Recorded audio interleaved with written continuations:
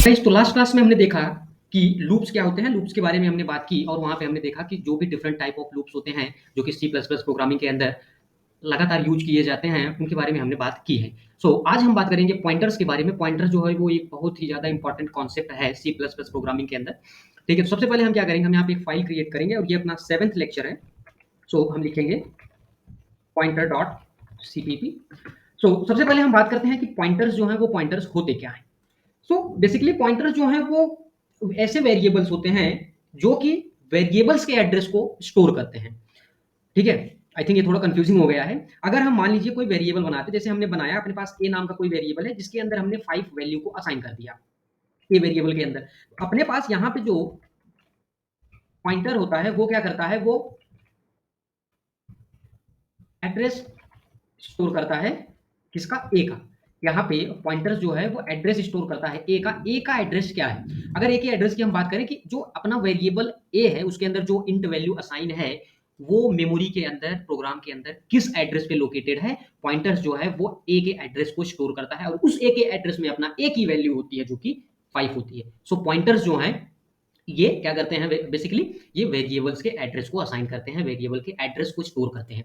इसका एक बेनिफिट ये होता है, अगर आप मान लीजिए अगर आपने क्या किया, आपने पहले ए की वैल्यू को 5 असाइन कर रखा है और अब आप ए की वैल्यू को 10 करना चाहते हैं। तो अगर आप ए की वैल्यू को 5 से 10 करना चाहते हैं, अगर टेम्परेरी, तो आप ए वेरिएबल का यूज करके आप हर प्रोग्राम में जहां पे भी आपको अगर ए की वैल्यू 10 यूज करनी है तो आप वहां पे ए इज इक्वल टू 10 डिफाइन कर सकते हैं। लेकिन अगर आपको ये करना है कि ए की वैल्यू जो है वो परमानेंटली 5 से 10 हो जाए, तो वहां पे हम जो है वो पॉइंटर्स का यूज करते हैं। पॉइंटर के थ्रू ही हम जो है ए की वैल्यू को परमानेंटली चेंज कर सकते हैं। ओके, आई थिंक आपके समझ में आ गया होगा कि किस तरह से पॉइंटर्स का यूज जो है वो हम कर सकते हैं। आज हम बात करेंगे पॉइंटर्स की।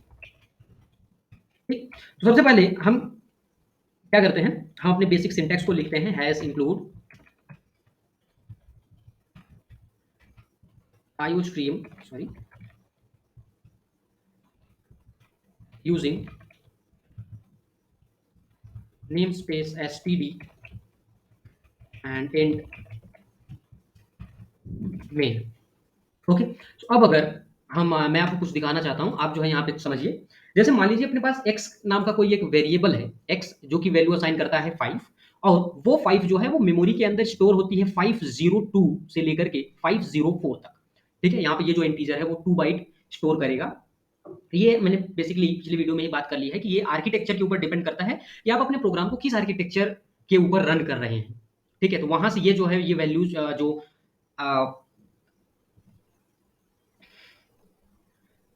आपकी स्टोरेज एरिया होती है वो वहां से डिफर करती है मेमोरी के अंदर।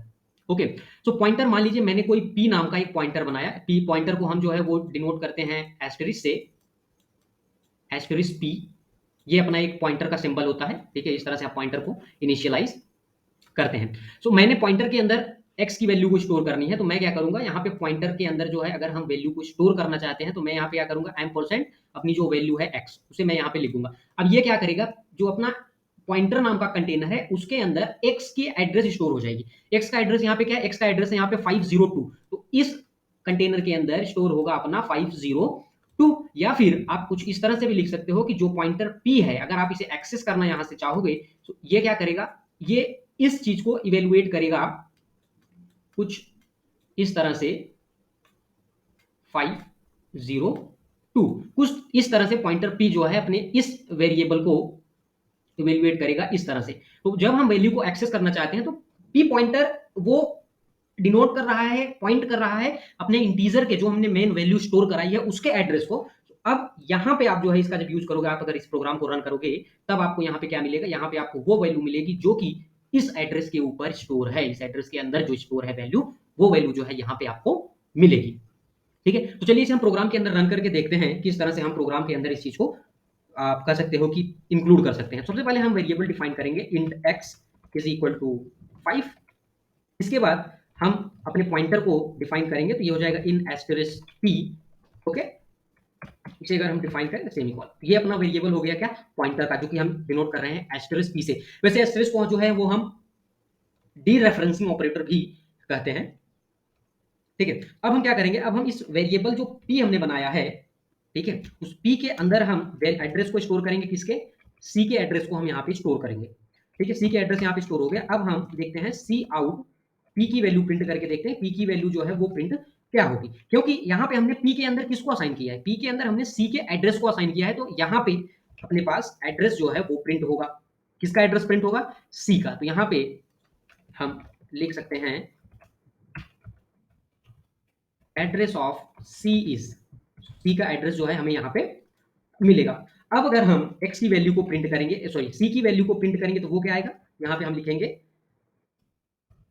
वैल्यू ऑफ सी इज, सी की वैल्यू जो है वो हमें यहाँ पे क्या मिलेगी, इसे भी हम देख लेंगे। तो यहाँ से हम सी को डिफाइन कर लेंगे, सी की वैल्यू मेन जो है वो क्या है, एंड एल, इस तरह से। इसके बाद अब हम एक तरीके से पी के वैल्यू को और एक्सेस कर सकते हैं, जो अपने पॉइंटर का यूज करके हम उसको एक्सेस कर सकते हैं। तो हम क्या करेंगे, हम एस्टेरिस्क पी को जो है वो लिखेंगे, किसके लिए, यहाँ पे हम इसे यूज करेंगे वैल्यू ऑफ सी के लिए। So value of C is, तो हम यहाँ पे पॉइंटर का भी यूज करके एक्सेस कर सकते हैं उस डेटा।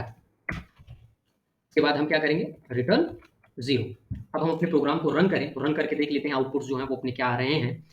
सो आप यहाँ पे ये देख सकते हो कि जो आप हमारा एड्रेस है, एड्रेस ऑफ सी, वो ये है। सो यहाँ पे हम इसे थोड़ा सा मॉडिफाई अगर करें, सो इस पूरे पी को हम यहाँ से हटा करके अगर यहाँ पे लिखना चाहें, तब जाकर के हमारी वैल्यू जो है वो थोड़े सिस्टमैटिक मैनर में प्रिंट हो जाएगी।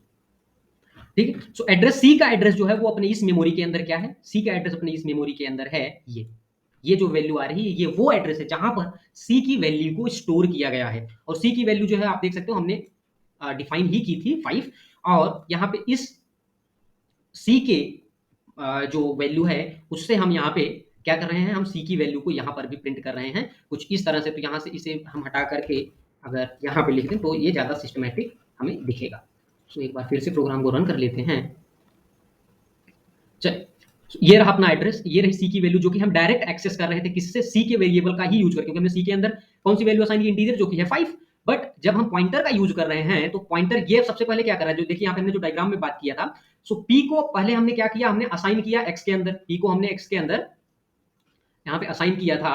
यहाँ पे असाइन करने के बाद क्या हुआ, उस पी ने इवेल्युएट किया उस एड्रेस को, पॉइंट किया कि आपकी जो वैल्यू है जो आप यहाँ पे स्टोर करना चाहते हैं वो इस एड्रेस पे, और उस एड्रेस पे वैल्यू जो है वो क्या थी, 5। तो वो वैल्यू जो है हमें यहाँ पर प्रिंट हुई है। तो इस तरह से आप पॉइंटर्स का जो है वो यूज करके आसानी से चीज़ों को एक्सेस कर सकते हैं। ओके, सो नेक्स्ट वीडियो में हम जो है वो फंक्शंस की बात करेंगे, किस तरह से हम फंक्शन का यूज करते हैं। और फंक्शन जो है ये बहुत इंपॉर्टेंट, मोस्ट इंपॉर्टेंट कॉन्सेप्ट होता है किसी भी प्रोग्रामिंग लैंग्वेज के लिए। ठीक है, so thank you for watching this video.